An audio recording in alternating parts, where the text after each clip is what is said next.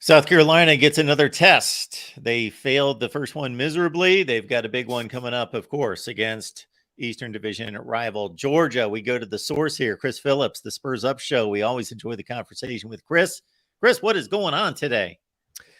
Mark, appreciate you having me on, man. It's always a pleasure to talk ball with you. And yeah, just getting ready for SEC play, right, to finally get underway. For South Carolina, they had that opening season test, and they failed, like many SEC teams have failed to this point. You and I were just talking off the air. SEC has lost 6 games against Power 5 competition to this point. All 6 have been by double digits. So, as all these teams have question marks and things to figure out, I think we're going to start to learn a lot more about these football teams as we get into SEC play. So really exciting in the Carolina-Georgia series. It's one that's special to me. I grew up in the CSRA, which is the Augusta, North Augusta, Aiken type of area right on the border of South Carolina and Georgia. So a lot of fond memories growing up around Georgia fans and some of those great games over the years. But certainly this is a stiff test for Shane Beamer's football team, a team that certainly has no lack of questions they'll look to answer between the hedges.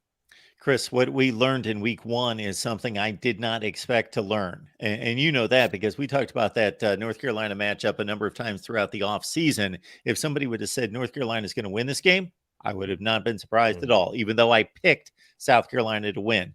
But if they would have told me that North Carolina was going to throw South Carolina around like they did at the line of scrimmage, we have not seen that out of the powder blue in forever against a decent opponent. So we won't dissect it from the North Carolina side, but 9 sacks, 16 tackles for loss against that South Carolina offense held them to basically 0 on the ground. You take the sacks away, of course, it's a skewed stat, but still just dominance up front. That's what surprised me.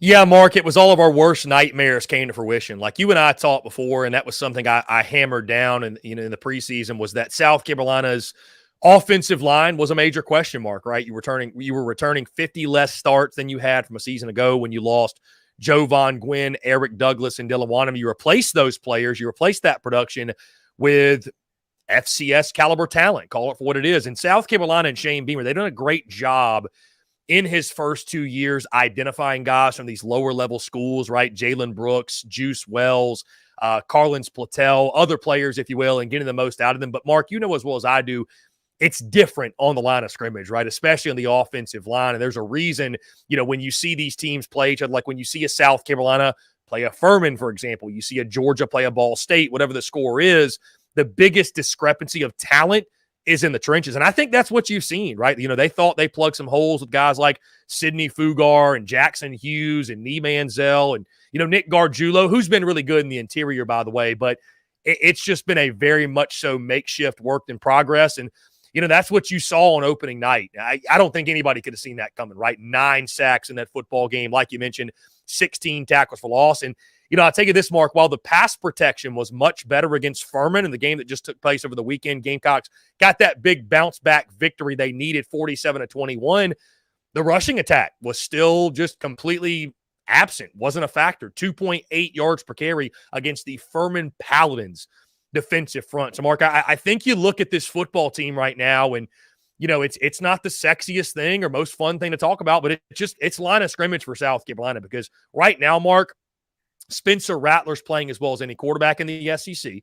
Xavier Legette has emerged as a top target, not just in the SEC, but all of college football. He leads all of Power 5 in receiving yards. They get Juice Wells back healthy because he hasn't been at 100%. All of a sudden, you've got a great 1-2 punch there.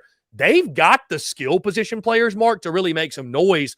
But as you and I both know, it all starts up front. It all starts in the trenches. That's been a problem on the defensive side as well, generating 0 sacks in that first game against Drake May and UNC. And then, against Furman, they had 3 sacks in that ball game, but still you can see the problems there also. So it really is trench warfare. And Mark, that's where the questions lie for South Carolina as they take on one of the best offensive and defensive fronts in college football on Saturday against the Georgia Bulldogs. Yeah, until it's proven otherwise, Georgia is the standard. They have yet to be tested this year, haven't played anyone. So this is coming up against South Carolina. It's between the hedges. That's always a difficult task. South Carolina did pull off a miracle in 2019 going down there and pick 6 and 3 picks off of a Jake Fromm total.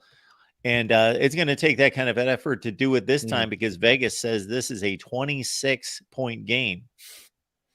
And Mark, money is coming on the Georgia Bulldogs early. I think it actually opened at 25.5, and last time I checked, it was at 27.5. So people are expecting Georgia to cover. And, listen, I partly don't blame them, Mark, because, as I mentioned before, this is a special game for me because growing up where I grew up, Carolina, Georgia, it felt like a great rivalry. You could always count on, right, Mark, the games being close, being competitive. Of course, South Carolina had that great run of success from 2010 to 14 when Steve Spurrier was there against Georgia. But since then, Mark, I mean, it's been ugly. Since 2015, only one game in this series has been decided by single digits, and that was South Carolina's win in 2019. Every other game has been a double-digit loss for the Gamecocks against the Dogs, including the 41-point loss last year. I mean, it was a complete bloodbath at Williams-Brice Stadium a season ago. So I agree with you, Mark, for the recipe for success, the recipe for the massive upset yet again. I think they've got to put this game on Carson Beck's right shoulder, right, and make him throw the football, make him uncomfortable. But again, you do that, and Georgia's got a fantastic array of weapons. They still have Brock Bowers. But I think for South Carolina to have any chance, Mark, they've got to slow down or even stop the running game. Offensively, it's going to take a masterful performance from Spencer Rattler. I don't expect all of a sudden this is the week the running game gets going for South Carolina.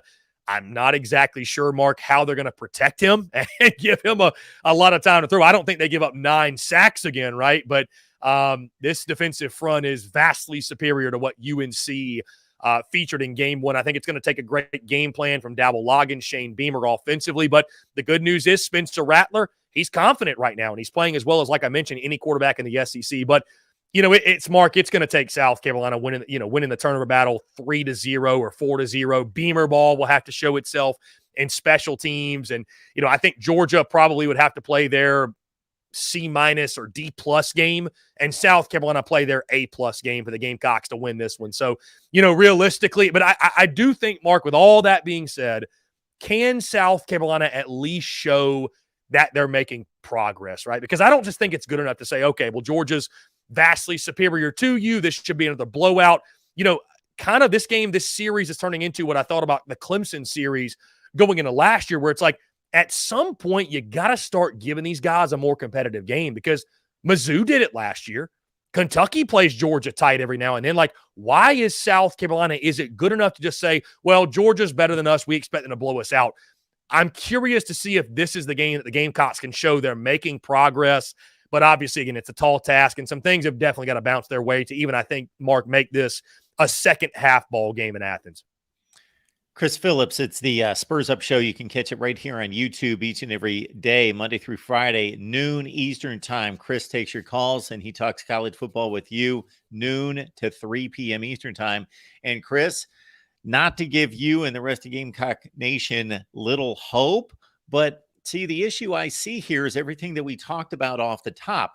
If this team looked sluggish against North Carolina and lost by 2 touchdowns and came out of the gate sluggish against Furman, where it was a 1-score game in the second quarter, and it was about, okay, Spencer and the receivers aren't on the same page. There's some misconnections there. They got to continue to work the reps, dropped passes, blown coverages in the secondary that need to be shored up, those sorts of things. But when the line of scrimmage play is the issue, you can only scheme around that so much. Yeah. I don't know what you do when you're getting just beat up front on both sides of the ball.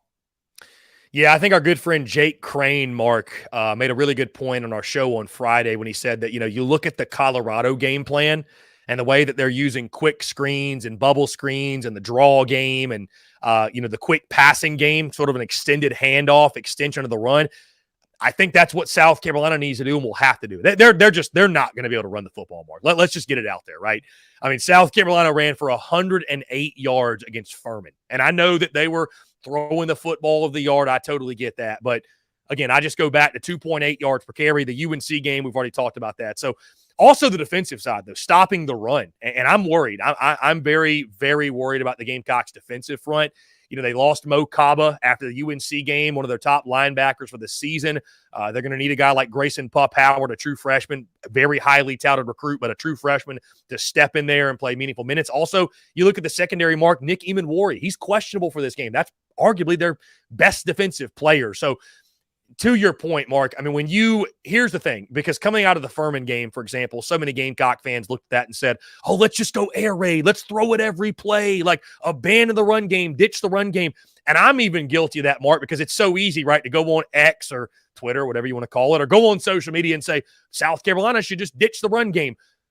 That is so much easier said than done in the SEC. Like, you can get away with that in other conferences, the Big 12, the Pac-12.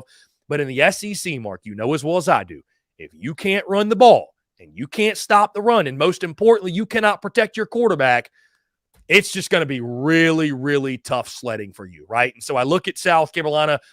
How do they scheme around it? Because they've got the skill position players to go toe-to-toe with Georgia, and they've got the quarterback. Like South Carolina, they have the advantage at the quarterback position going into this game. When you have a quarterback, you have a chance. But will they be able to give him enough time? And Mark, just a semblance of just like the facade, I should say, of being balanced. That was my greatest concern coming in for this offense.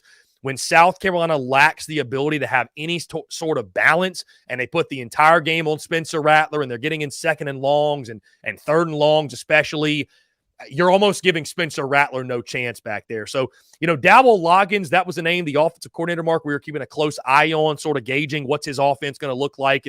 Is he up to the challenge? Is he up to the task?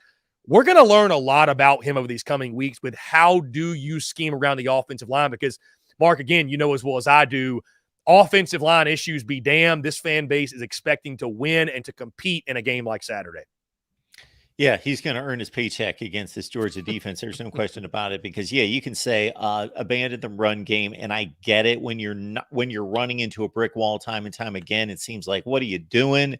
It's 2nd and 11. You're constantly behind the sticks. Mm-hmm. That doesn't make any sense. Put the game in your best hands, the hands of your best player, and let him fling it. But yes, if you're dropping back 7 steps, he's a sitting duck over and over and over, and those guys can just peel their ears back. Check out the Tennessee game against Georgia last year, and they just, they gave up 1 touchdown when it was meaningful minutes because they just peeled back. And they just crushed those Tennessee tackles and came after Hendon Hooker time and time again, and you just can't play football like that. There has to be a respect for run game, and something else. There just has to be, or it just doesn't work. Now, you can lean heavy pass. There's no doubt about that. That should be the game plan in some manner, and bring out every bell and whistle you can possibly find in the attic, because that's the kind of game plan you need in this one. Well, and Mark, to your point, I was going to say, I think South Carolina's best bet truly is going with that Colorado type attack, or whatever you want to call it, and it's funny. This sounds blasphemous, because South Carolina just fired Marcus Satterfield, their old OC, last year, because way too many swing passes, way too many passes behind the line of scrimmage. But I actually think South Carolina, that's their best bet for generating or manufacturing some sort of running game. It just getting the football on the outside to your playmakers and asking your wide receivers, your tight ends, what have you, to go out there and throw some blocks. Because, again, Mark, I just don't see the Gamecocks having success in the trenches running the football. Like, this is not all of a sudden the game where Carolina is going to find that rushing attack. So I think you're going to have to be really, really creative with it. I think if you can work the outsides a little bit, maybe every now and then you pop one in the middle, because like you mentioned, Mark, you've got to find a way to get to 2nd and 5, right? 2nd and 6, 2nd and manageable, right? Because then it opens up the playbook for you. But if you're in 2nd and 11, then you're getting in 3rd and 8. I mean, Georgia's defense are just too good, man. And you look back at the Furman game, South Carolina had a lot of success, going to the deep ball to Xavier Legette and throwing the ball up. And, a lot of those 50-50 balls that they had in the Furman game that they completed, those are not going to be completions against the Georgia secondary and against the Georgia defense. Spencer Rattler, Mark, although the Gamecocks offensive line gave up no sacks, the heat was coming from Furman. Like, there were definitely times where he was hit as he threw. He had to scramble. So I am fearful of what this Georgia defensive front will do. And again, like I said, getting the football to the outside, getting it to your playmakers, letting them work. It's going to take a masterful game plan for South Carolina to have some significant offensive success.